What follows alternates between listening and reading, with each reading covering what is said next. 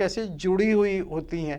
तो इधर क्या होता है, फिर जब वो ऊपर वहाँ आते हैं आए रावण का वध करके, तो मकरध्वज को प्रभु देखते हैं द्वार पर, अरे ये तो तुम्हारा ही पुत्र लग रहा है, तो वो संकोच कर जाते हैं।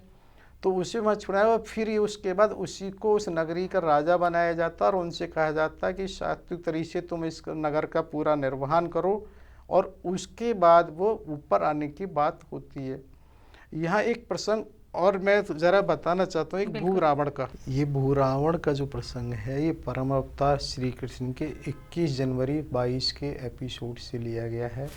उसके अनुसार क्या होता है, द्वापर में भगवान कृष्ण बलराम जी के साथ जब संदीपनी ऋषि के आश्रम पर शिक्षा ग्रहण कर रहे होते हैं, तब वहाँ पर रावण, वो एक भू रावण के जो राक्षस हैं, वो वहाँ हमला करते हैं और वो ये कहते हैं कि हम उसका बदला लेने आए हुए हैं, वो करेंगे। तो वहाँ पर ये राम, एक तरह से कृष्ण और बलराम आपस में ये कहते हैं कौन है, वो बाल लीला में कहते हैं मैं क्या जानता हूँ कैसे हैं।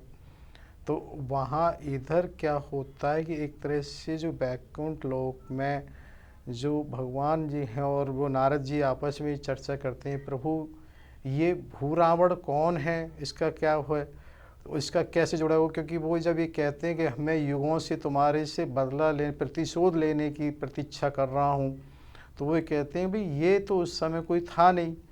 तो वो वैकुंठ लोक में भगवान इस तरह से बताते हैं कि जिस समय अहिरावण का वध हुआ, तो उसकी जो पत्नी थी वो एक तरह से गर्भवती थी, उसके बाद उसके पुत्र का जन्म हुआ भूरावण का, जिसको ये पता लगा कि उसके पिता का वध इस तरह से राम और उनका हुआ है। लेकिन जब तक समय काफ़ी अधिक हो गया, तो उसने प्रतिशोध लेने के लिए ही ब्रह्मा जी की तपस्या की थी। यहाँ ये भी महत्वपूर्ण है कि जब सुंदर कांड में जब हमने चर्चा की थी, लंका दहन के बाद जब वो वापस आए थे हनुमान जी, तो उन्होंने इस तरह से गर्जना की थी जिससे कि गर्भ श्रवण शुरू, तो उस समय जो भी राक्षसियाँ थीं उनके सबके गर्भ खंडित हो गए थे। लेकिन हमने उस समय कुंभकर्ण के पुत्र उसकी भीमा की और उसकी मूलासुर की भी चर्चा की थी, वो कैसे बचे थे, वो तो क्योंकि दोनों ही लंका से बाहर थे। उसी तरह से यहाँ अहिरावण का जो पुत्र है भूरावण, वो भी इस तरह की कोई घटना नहीं हुई थी तो वो बचा था यहाँ। तो यहाँ ये चीज़ महत्वपूर्ण है, जब उसे अपनी माता से पता लगा कि इस तरह से मेरे पिता का वध हुआ, तो उसने अपनी कठोर तपस्या की, और तपस्या के परिणाम से जैसा कि हमने बताया कि बहुत बारी चर्चा पहले भी हुई, ब्रह्मा जी की ये एक तरह से बाध्यता कहें या कोई ऑटो सिस्टम ऐसा होता है कि जिस भी पासवर्ड को कोई भी डाले हैकर या चेकर, उसे खुलना होता है। तो उसी तरह से चाहे राक्षस हो या देवता हो, जो तपस्या करे और उसे फल देना होता है। तो वहाँ पर ये बताते हैं कि वो प्रसन्न हुए, उन्होंने कहा कि मुझे उनसे बदला लेना है, प्रतिशोध लेना है। तो प्रतिशोध लेने के लिए तो उन्होंने उसी समय उनसे कहा था भूरावण से कि द्वापर में इस तरह से प्रभु का जन्म होगा, वो संदीप ऋषि के आश्रम पर शिक्षा ग्रहण करने जाएंगे, तब तुम अपना प्रतिशोध पूरा करोगे। तो ये चीज़ें बताने की थी। देखिए भू रावण का प्रतिशोध भी कैसे पहले से ही निर्धारित हुआ, और यदि ये इसलिए निर्धारित हुआ कि वनगमन हुआ, और वनगमन हुआ तो इसलिए जो द्वापर में एक तरह से जो हुई घटना ये हुई। तो यानी कि अब इसको हम ऐसे माने ना, कौन सी चीज़ कहाँ से जुड़ी है। द्वापर में संदीपनी ऋषि के आश्रम पे होने वाली घटना का वहाँ से वनगमन से है पाताल लोक अहिरावण से, और अहिरावण का घटना का राम वनगमन से है। यदि राम वनगमन नहीं होता तो अहिरावण से वध नहीं होता, अहिरावण का नहीं होता तो ये भू रावण द्वापर में नहीं होता। बिल्कुल। तो किस तरह से चीज़ें एक तरह से जुड़ी हुई होती घटनाएं हैं, आपस में जुड़ी हुई हैं और चीज़ें भी जुड़ी हुई हैं हाँ। आपस में। यहाँ पर फिर क्या होता है, प्रभु लक्ष्मण जी से एक बात कहते हैं कि देखो मेघनाथ भी जो उस समय वहाँ निकुंबला देवी के मंदिर में यज्ञ कर रहा था, इधर अहिरावण की भी इच्छा थी उनको बलि दी जाए, तो उनके मन में भी एक बात आती है कि क्यों ना देवी का एक तरह से पूजन किया जाए, उसका आह्वान किया जाए, उसकी वो की जाए, स्तोत्र किया जाए। क्योंकि अगर हमें ध्यान हो ऋषमुख पर्वत पर जब एपिसोड 73 में भी हमने चर्चा की थी कि वहाँ वर्षा काल में भी प्रभु ने नवग्रह एक तरह से नवरात्रों का व्रत रख के पूजा की थी। तो यहाँ भी वो लक्ष्मण जी से इस तरह से ये कहते हैं कि क्यों ना हमें वो करना चाहिए। लक्ष्मण जी को ये कम पसंद आता है कि इस तरह से कि प्रभु क्या कह रहे हैं, क्या लीला कर रहे हैं, पता नहीं। शक्ति पूजन के नाम से एक अध्याय है जिसको उत्तर चरित प्रातः स्मरणीय श्री श्री सुदर्शन चक्र जी द्वारा रचित श्री रामचरित का उत्तरखंड का अध्याय शक्ति पूजन वहाँ से लिया गया है। तो उसमें ये दिखाया गया कि जब प्रभु राम ने लक्ष्मण से कहा तो उन्हें भले ही नहीं अच्छा लगा, कि उनके मन में ऐसा लगा शायद क्योंकि जो प्रभु ने कहा कि मेघनाथ और रावण, क्योंकि ये तो एक तरह से जो तामसी प्रवृत्ति की देवी शक्ति हैं उनका पूजन करते हैं, तो उन्होंने उनको समझाया कि नहीं हम त्रिपुर सुंदरी उसका पूजन करेंगे उसके। तो उन्हें लगा चलो ठीक है। और यहाँ पर ये आता है कि प्रभु राम ने जब उनका आह्वान किया है तो उस समय सूर्योदय नहीं हुआ, लेकिन सारे में इतना तेज एक साथ फैला है कि जिससे सब चकाचौंध हो गए हैं। प्रभु ने उनका आह्वान उनका किया, आह्वान उनको बाकायदा अपनी ज़मीन में मस्तक रखकर उनको नमस्कार किया है।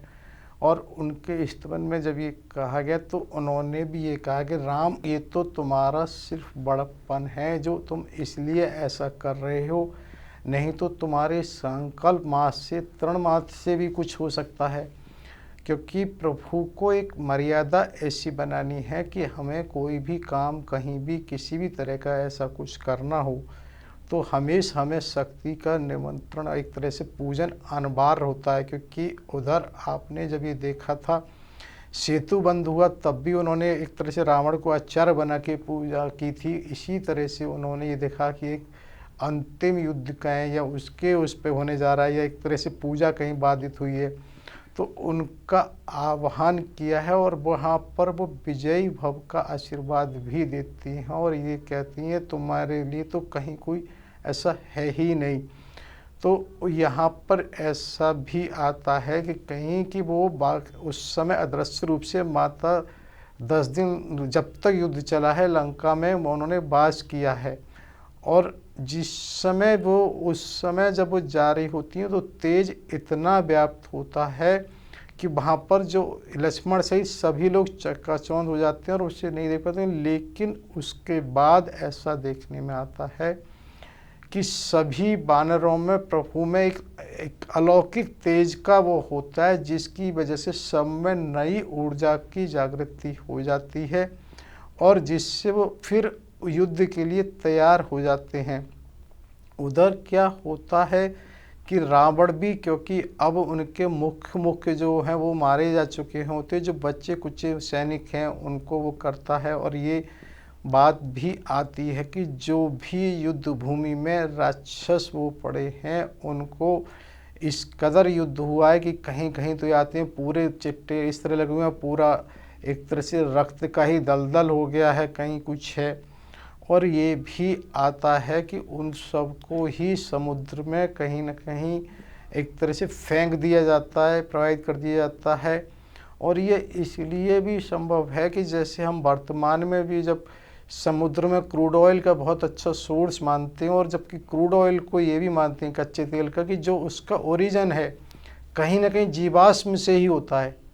तो जीवाश्म के रूप में या तो वृक्ष होते हैं या वो होते हैं, तो ये माना जा सकता है कि उस समय जो युद्ध हुआ होगा। क्योंकि ऐसा भी कहीं आता है कि महाभारत की जो युद्ध हुआ उससे बहुत अनेक गुना बड़ा वो युद्ध था। और ये उस समय भी हमने चर्चा की थी कि त्रिवेंद्रम से रामेश्वरम तक ही उस घाट पर वहाँ पर वानर सेना थी। तो कितनी सेना रावण की थी उस सब का जब वहाँ वो हुआ है तो कहीं ना कहीं ये है कि वो सबको समुद्र में ही फेंका गया जिसकी वजह से ऐसा हुआ। लेकिन रावण जो अपने बच्चे कुचे सैनिक हैं उनके साथ नए सिरे से मनोदशा से फिर वो युद्ध की तैयारी करते हैं। अच्छा सर, यहाँ पर यह भी प्रश्न मैं आपसे करना चाहूँगी कि क्या अब रावण जो है अपनी ओर से किसी और योद्धा को भी भेजते हैं या फिर वो अब खुद ही जो है युद्ध भूमि पर आएंगे? यह मैं आपसे ज़रूर जानना चाहूँगी, लेकिन कार्यक्रम की अगली श्रृंखला में। तब तक के लिए आपने अपना कीमती समय दिया, बहुत बहुत धन्यवाद। बहुत बहुत धन्यवाद आपका भी, सभी श्रोताओं एवं दर्शकों का भी बहुत बहुत धन्यवाद। समय दानियों को कोटि कोटि आभार तथा होने वाली गलतियों के लिए क्षमा याचना। जय सिया राम।